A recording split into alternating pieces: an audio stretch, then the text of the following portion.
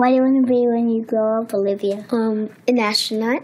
I want to be a fashion designer. A basketball player. I want to be an actor. A doctor. A teacher. A chef. An artist. What do you want to be when you grow up? A mermaid.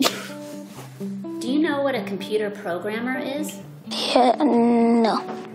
No. No. I think it's something that has codes and is able to decode a mystery. I think that they... Wait, what? Computer programmer? No. Nowadays, just about everything requires some form of programming. So, what is it? Programming is basically explaining to a computer what you want it to do for you.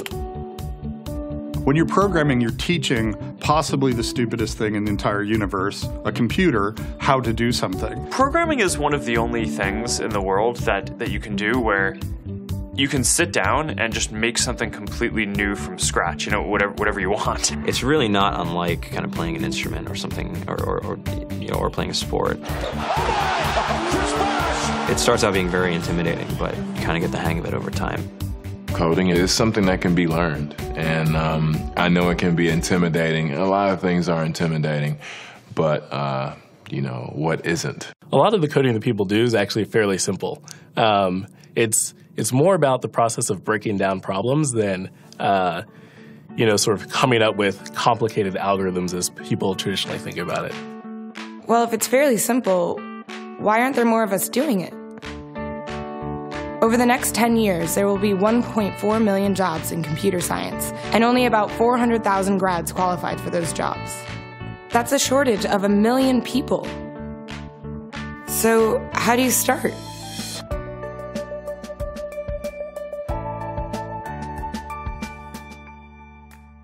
I was obsessed with maps when I was a kid, and cities specifically. So I taught myself how to program. I had a very clear goal of what I wanted to do, which is to see a map of the city on my screen and play with it. Put things on the map, move things around the map. See what was happening in the city, how it worked, how it lived, how it breathed. The best early thing was actually using software to decide when the classes in my school would meet, and that put me in a position to decide which girls were in my class. The first program I wrote asked things like, what's your favorite color?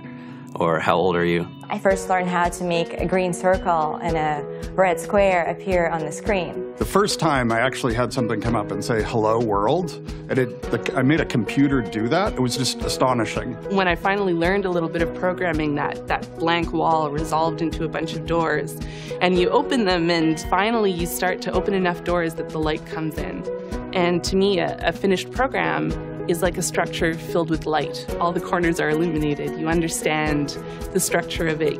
It's a really serene feeling to have completed that.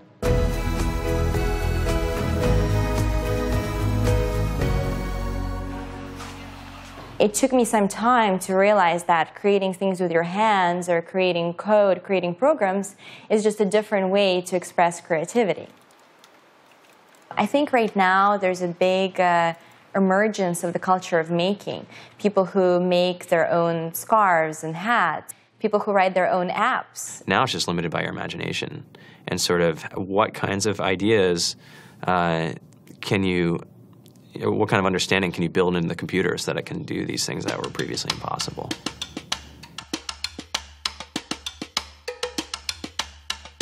All great things are built in teams when you collaborate with other smart people. You're testing your ideas, you're stimulating each other. That's what makes us successful. It's not some flash of brilliance by somebody who then codes 24 hours a day for 3 weeks. It's what happened. The magic happens when we're all on the same page, collaborating and building something together. There's a much greater need in the world for engineers and people who can write code than there will ever be supply. And so we all live these very charmed lives. To get the very best people, we try to make the office as awesome as possible.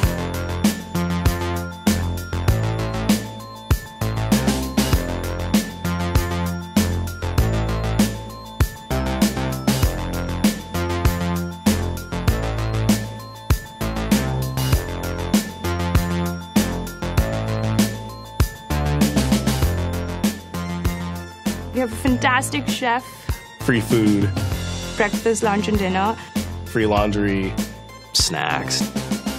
Even places to play and video games and scooters. There's all these kind of interesting things around the office and places where people can play or relax or go to think or play music or be creative. I went on the Bureau of Labor Statistics for the United States, and there's about a third of the pie that's all the things you would expect. It's, they're working in the government, they're working in typical technology jobs. But then, like, the rest of the pie, and it was the majority of the pie, just split down into these little teeny slices of every industry imaginable. And what it is, computers are everywhere. You want to work in agriculture? Do you want to work in entertainment? Do you want to work in manufacturing? It's just all over.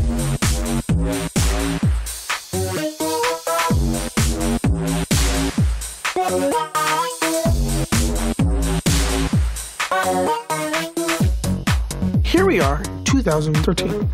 We all depend on technology to communicate, to bank, information, and none of us know how to read and write code. So you guys, what else? Who else has an idea of what we can change with our programming? What else can we do? Tiffany? What I saw my students take away from using Scratch and programming in our classroom is that they were willing to push through problems. It really builds critical thinking. It builds problem solving. And it's something that they can then apply to math in the classroom or their reading skills. We integrated science with this programming, and I saw my scores go up 30%. When I was in school, I was in this after-school group called the Whiz Kids. And when people found out, they laughed at me and, all these things. And I'm like, man, I don't care. I think it's cool. And, I'm learning a lot. And some of my friends have jobs. It's important for these kids. It should be mandatory to be a citizen on this planet, to read and write code. I just think you have to start small, right? And I think that's one of the biggest misconceptions about computer science and programming overall is that you have to learn this big body of information before you can do anything. You don't have to be a genius to know how to code. You need to be determined. Addition, subtraction, that's about it. You should probably know your multiplication tables. You don't have to be a genius to code. Do you have to be a genius to read? Do you have to be a genius to do math? No? No?